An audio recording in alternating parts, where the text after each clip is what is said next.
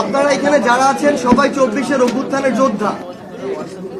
এবং সবচেয়ে বড় কথাটা হচ্ছে যে এইখানে মানে আমরা আমাদের যুদ্ধটা কত সুসংগঠিতভাবে করেছি, সামনে কত সুসংগঠিতভাবে করতে পারবো, এইটা আজকে এখানে বোঝা যাবে। আসলে কোন জায়গাটা থেকে আমরা যারা মানে আমাদের অঙ্গ হারিয়েছি, রক্ত দিয়েছি, জীবন দেওয়ার জন্য প্রস্তুত ছিলাম, আমাদের ভিতরে যদি আমরা ডিভাইডেশন ক্রিয়েট করি, এটা শুধু আপনারা যারা আছেন তারা না, আমরা যারা আছি আমাদের জন্য এটা বিশাল বড় একটা কষ্টের কারণ হবে।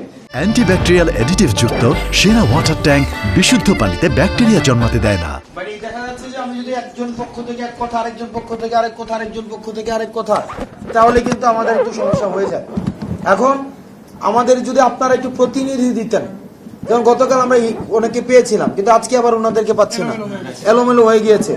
এখন ধরেন আপনারা তো আহত সবাই, আমাদের তো একটাই পরিচয়, আহত, এবং হচ্ছে ফেসিবাদের বিরুদ্ধে আমরা হচ্ছে সৈনিক।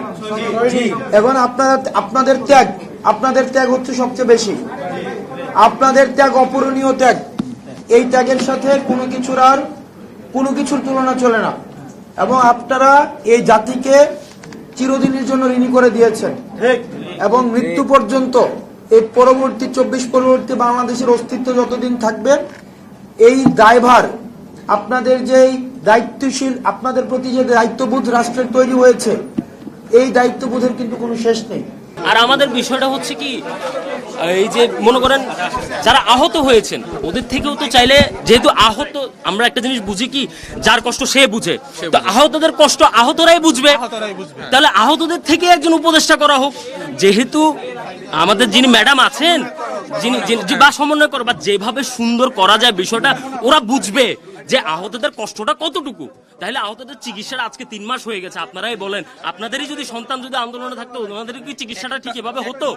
একটা ছোট কথা অ্যাড করি আমি, একটা দেশের গভর্নমেন্ট, আমরা কিন্তু এই 2000 মানুষ শহীদ হয়েছে এবং 20,000 মানুষ আহত হয়েছে, এইটার জন্য কিন্তু আজকে আমরা এই স্বাধীনতাটা পাইছি।